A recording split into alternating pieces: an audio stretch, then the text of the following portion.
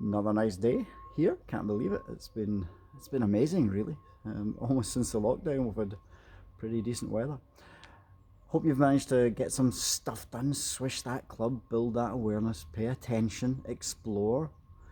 Um, Attention being led by intention. So when we're over the golf ball, we have a clear intention as to how we are going to move the club in relation to what we perceive that may produce shot wise. I've been fortunate enough over my, oh gosh, 40 years in professional golf to have worked with some amazing players, some Ryder Cup players and quite a number of tour pros. And they all had this amazing ability to sense what was going on, but really challenged to verbalize it. And I suppose if I gave a golf club, I gave this 6 iron to Rory and said, Rory, hit that spot in the mat and show me a 10-yard draw swing. So he hits the spot in the mat, and I said, how was that? And he went, yeah, that was good. I said, how do you know that was a 10-yard draw? He would say something along the lines of, well, I could just feel it. Now, if we asked them to verbalize that any deeper, they really start to struggle. So it's, well, what do you mean feel it? I said, well, I could just feel the swing.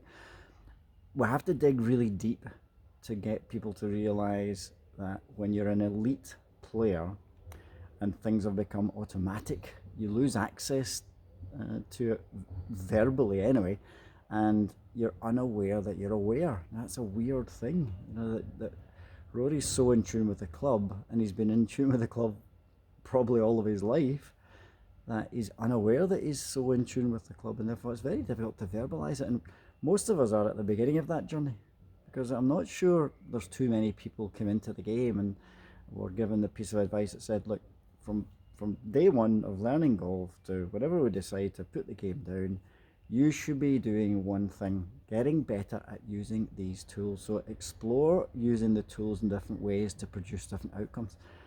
That's not most people's story. Most people's story is, let's get the basics right at the beginning, and then we'll fix your faults and you'll be a golfer. Certainly that was my experience, but this is not like that. This is exploratory. There is no right, no wrong. We'll find out what each movement produces when we get a golf ball, but just now it's just about building feel up and awareness up for that golf club.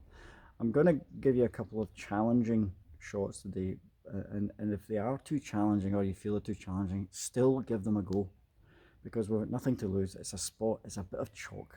No one's going to be laughing at you missing or shanking or reverse shanking the golf ball.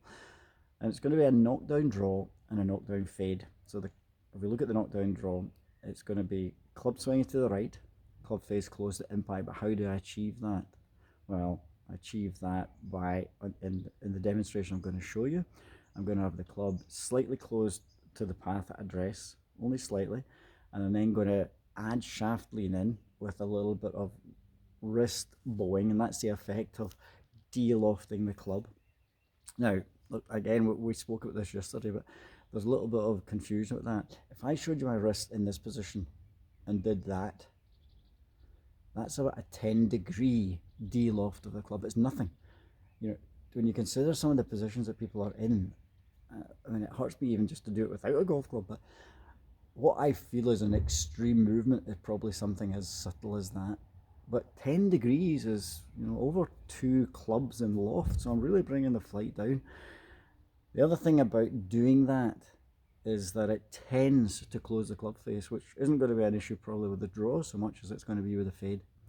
So I'm going to be asking you to consider, can you influence the shaft and the face and the path to produce what you feel might be a ball that starts right low, draws back; a ball that starts left low, fades back. So quite a challenging exercise for you today. But stick at it, because even although it may be beyond your capabilities, or that's what you feel, it's a bit like we've got the opportunity to do a lot of exercise here and not have any of the pain that is associated with doing it with a golf ball.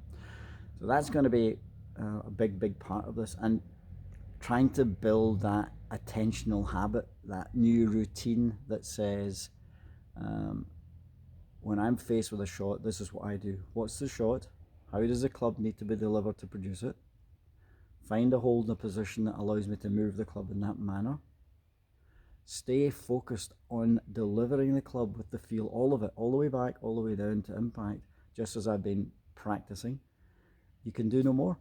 We can do no more. We can, to a large extent, learn to influence this.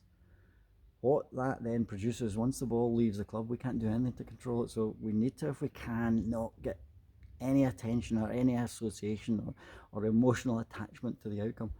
Far easier said than done, let me tell you, especially when there's trees down the right and water down the left. But if we can build that habit, then that's what it will become. So knock down, draw, knock down, fade, and I'll verbalise it as I do it. So we'll go draw first. So I'm going to position myself so I can swing it to the right. I've got a bit of shaft lean at address anyway. The club face is pointing right, but not as far right as I'm swinging it, so it's a little bit close to the path. I'm going to add the shaft lean in, so there's going to be a bit of bowing.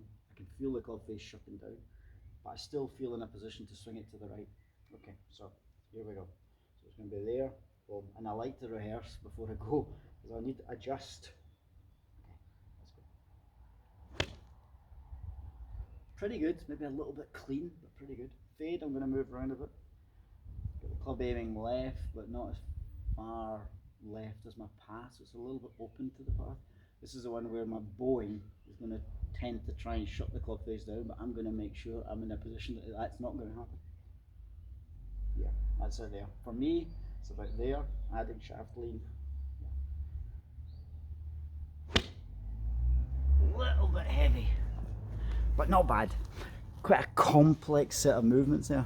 It's not bad for 8 o'clock in the morning for me and my old stiff body. So complex, demanding a lot of attention. You'll notice before I hit, and I would do this all the time in the golf course, lots of rehearsals and adjustments before I actually go. So I make a rehearsal. Do I think this will do the job? Not bad. Will it collide in my spot? Maybe not. Adjust, rehearse, think, yeah, I've got a chance. I'm going to go with that feeling. Stay committed to it, go.